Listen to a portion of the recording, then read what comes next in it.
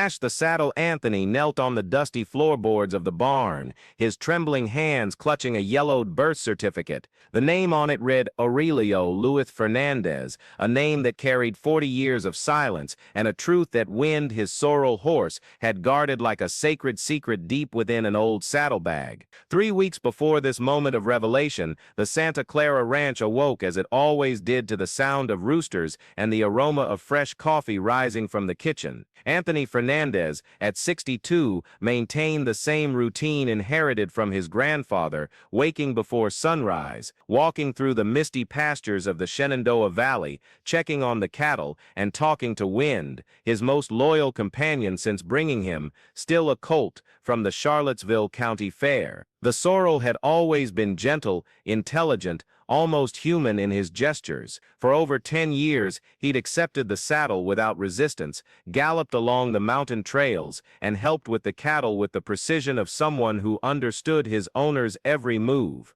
But on that September morning, when Anthony approached with the worn leather saddle, Wind recoiled. "What's wrong, boy?"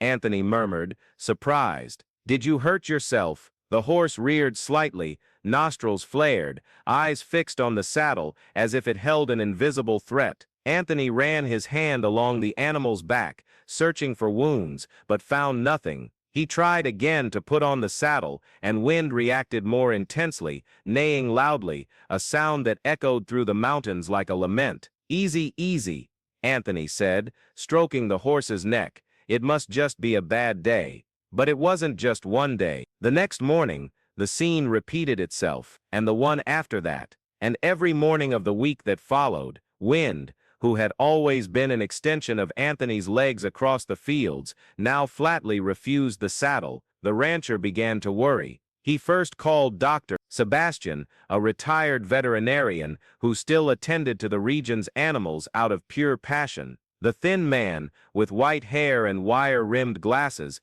examined Wind for hours. He palpated every inch of his back, checked his spine, his ribs, looked for signs of pain or inflammation. "There's nothing wrong with him, Anthony," Sebastian said, scratching his head. "Physically, he's perfect. Maybe it's something, well, emotional." "Emotional?" Anthony frowned.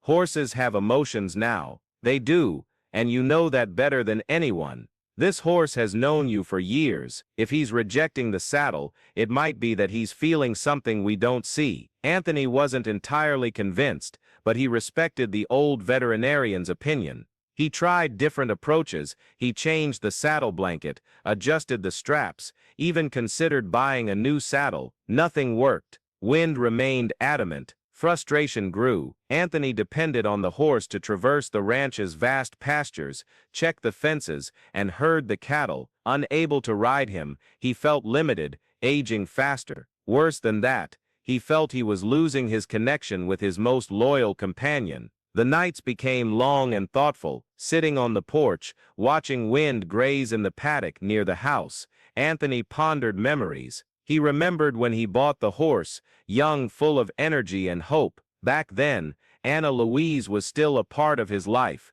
or rather she hadn't yet disappeared so abruptly and mysteriously. Anna Louise, the name still hurt after all this time. She had been his first and only true love, the woman who had filled his days with light and his nights with dreams. The daughter of a neighboring rancher, she had the bluest eyes Anthony had ever seen and a laugh that made the birds sing louder.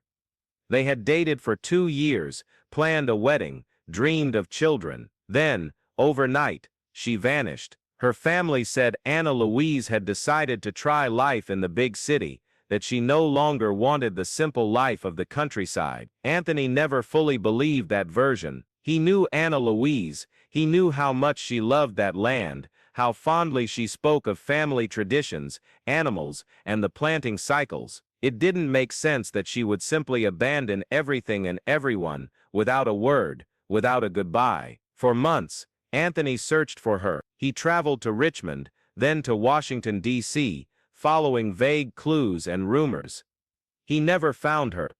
Over time, the pain settled in his chest like a heavy stone, and he learned to live with it, dedicating himself entirely to the ranch and the animals. It was during this period of grief and solitude that Wind came into his life. The young horse, with his golden coat and free spirit, brought a little joy back into Anthony's days. It was as if the animal understood his pain and wanted to help him carry the weight of absence. Now, seeing Wind rejecting the saddle, Anthony couldn't shake a strange feeling, as if the past was trying to speak to him through the horse's behavior. But that idea seemed too absurd to take seriously. In the second week of Wind's resistance, Anthony decided to seek out Mrs. Mary, the most respected faith healer in the region. The elderly woman, with her white hair always tied in a bun and eyes that seemed to see beyond the obvious, received him in her simple home, filled with medicinal herbs and religious icons. "Did you bring what I asked for?" she asked as she prepared a chamomile tea. Anthony nodded and took some strands of Wind's mane from his bag. Mrs. Mary took the strands carefully, passed them between her fingers, closed her eyes for a moment. "This horse is trying to show you something, Anthony," she said, opening her eyes slowly. "It's not illness, it's not stubbornness, it's like he's guarding a secret, and the time has come to reveal it." "What kind of secret, Mrs. Mary?" "I can't say for sure, son, but animals feel things we humans sometimes ignore. They're more connected to spirits, to the energies of the past. If Wind won't accept the saddle, maybe it's because there's something in it, or with it, that needs to be discovered." Anthony left the healer's house more confused than before. How could there be a secret in the saddle? It was the same one he'd used for years, inherited from his father, made by the most skilled saddler in the region. He'd never noticed anything special about it, other than the fact that it was sturdy and comfortable. But Mrs. Mary's words echoed in his mind. That night, he went to the stable and examined the saddle under the light of a lantern. He ran his hands over every detail of the worked leather, the metal buckles, the stitching. Everything seemed normal, except there was an old cloth at the bottom of the saddle, between the leather and the padding. Anthony had always known about the cloth. His father had told him it was a kind of protection, a family tradition. He'd never thought of removing it, out of superstition and respect for his father's memory. But now, with Wind refusing the saddle for 2 weeks, he began to wonder if he shouldn't investigate more deeply. Maybe there was something there that was bothering the horse, some odor, some energy, that only the animal could perceive. The days dragged on. Anthony tried to convince himself that Wind's behavior would eventually change, that everything would return to normal, but the horse remained adamant. Worse still, Anthony began to notice that Wind watched him with a different intensity, as if trying to communicate something important that he couldn't understand. That's when he came to a drastic decision. Maybe he should sell Wind. The idea made him suffer, but if the horse was no longer useful for work on the ranch, there was no point in keeping him just out of sentimentality. Besides, caring for a large animal required resources, and Anthony, as a solitary rancher, needed to be practical. He mentioned the possibility to his neighbor, Joaquim, a rancher who had always admired "Sell Wind?" Joaquim exclaimed. "Anthony, that horse is more than just an animal to you, he's a brother." "What kind of crazy idea is this? I can't ride him anymore, Joaquim. He won't accept the saddle at all. What's the point of having a horse you can't ride? Have you tried to find out why he's acting like this?" "I've tried everything. Veterinarian, healer.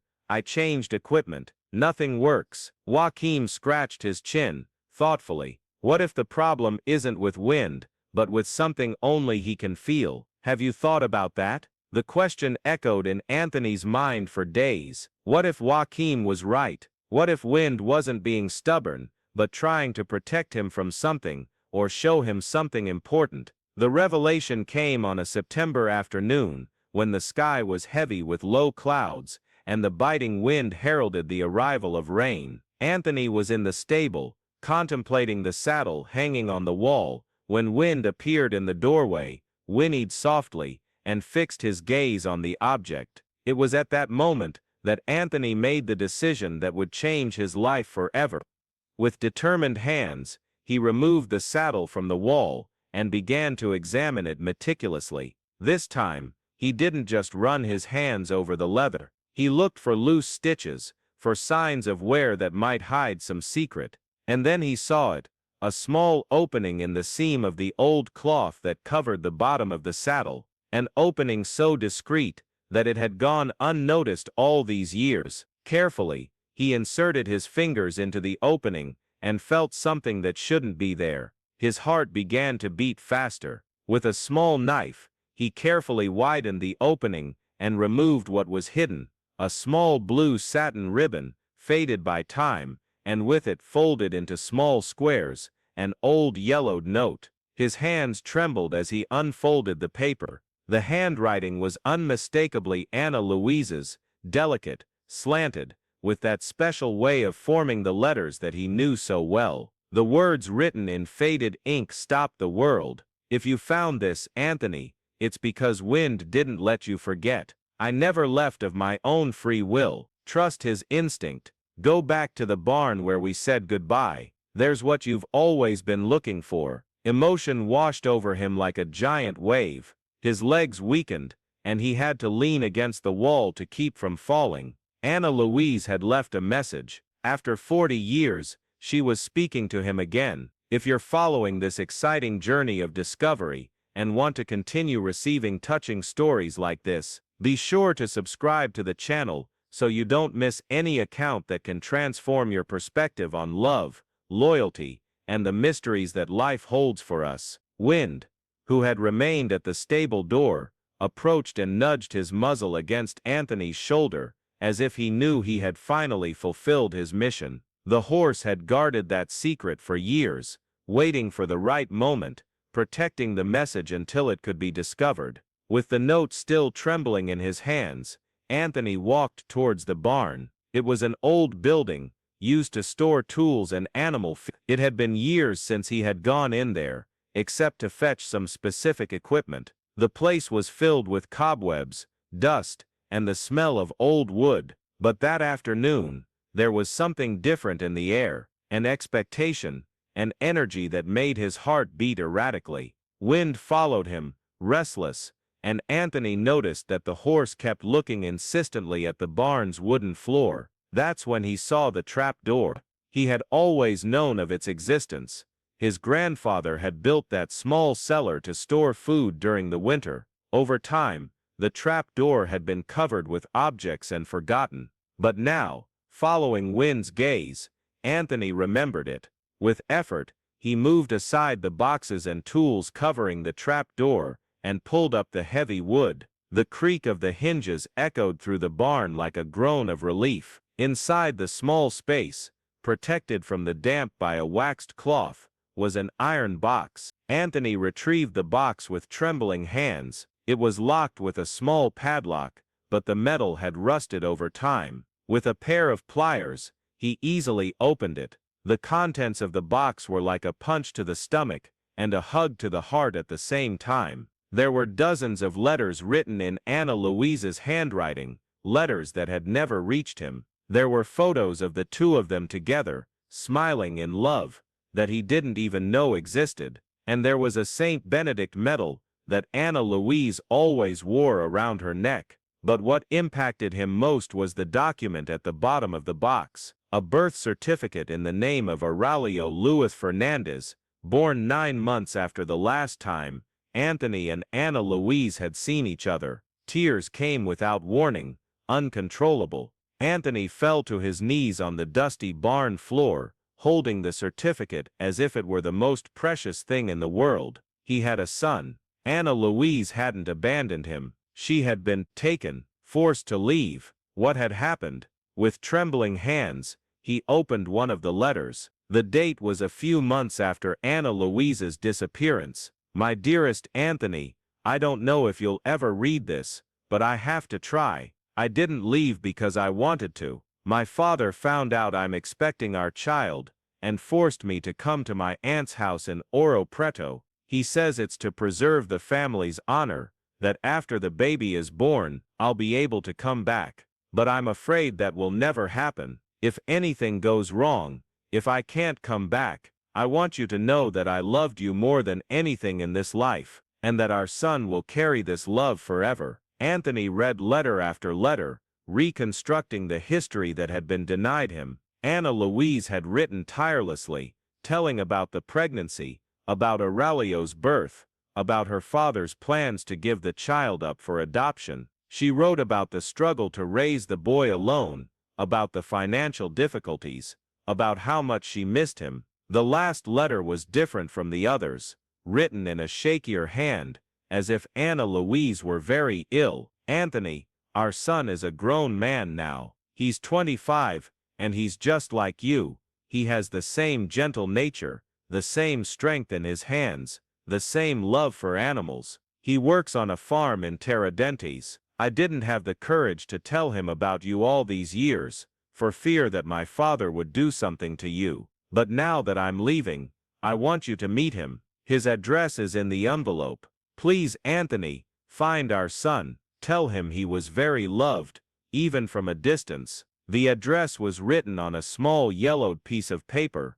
Aurelio Luis Fernandez, Esperanza Ranch, Tiradentes, Virginia. Anthony remained in the barn until nightfall, reading and rereading the letters, trying to absorb 40 years of lost life. Wind didn't leave his side for a moment, as if he knew his owner needed company in this moment of overwhelming revelation. When he finally got up, Anthony felt like a transformed man. The pain of losing Anna Louise was still there, perhaps even more intense now that he knew the whole truth. But there was also a new hope, a light at the end of the tunnel. He had a son, he had family. In the following days, Anthony prepared for the most important journey of his life. He took care of the animals, asked Joaquin to keep an eye on the property, and left for Tiradentes, with a heart full of expectation and fear. Esperanza Ranch was on the outskirts of the historic town. It was smaller than Anthony's, but well maintained, with lush pastures and healthy animals. When he arrived at the gate, Anthony saw a man in his 40s repairing a fence, tall, strong, with features that were a perfect blend of him and Anna Louise. "Excuse me," Anthony said, getting out of the pickup truck. "Are you Aurelio Luis Fernandez?" The man turned, and Anthony felt his heart stop. It was like looking at himself 40 years younger, but with Anna Louise's blue eyes. "I am. How can I help you?" "My name is Anthony Fernandez. I knew your mother, Anna Louise." Aurelio's face changed instantly. A shadow of sadness passed over his blue eyes. "My mother died 5 years ago," he said, his voice choked. "How did you know her?" We loved each other, a long time ago." Anthony took one of the photos he had found in the box out of his pocket. It was a picture of him and Anna Louise embracing, smiling, with the sun rising in the background. Aurelio took the photo with trembling hands. "Our Lady, you are my father. If you were born in March 1985, yes, I'm your father." What happened next was one of the most emotional moments of Anthony's life. Aurelio dropped the tool he was holding and hugged him tightly, as if he wanted to make up for 40 years of lost hugs. The two men cried together, there in the middle of the pasture, as the sun set behind the Shenandoah Valley mountains. "My mother talked about you," Aurelio said, when they finally managed to separate. "She didn't say your name, but she talked about a good man she had loved and had to leave. I always knew there was more to this story." Anthony told him everything he had discovered, showed him the letters, explained about Wind, and the secret kept in the saddle. Aurelio listened attentively, sometimes smiling, sometimes wiping his eyes. "So you're saying the horse kept the secret all these years?" Aurelio asked, incredulous. "Wind knew there was something you needed to discover. Animals feel these things, son. Your mother must have asked him to guard the secret." "I need to meet this horse," Aurelio said, smiling for the first time since they'd met.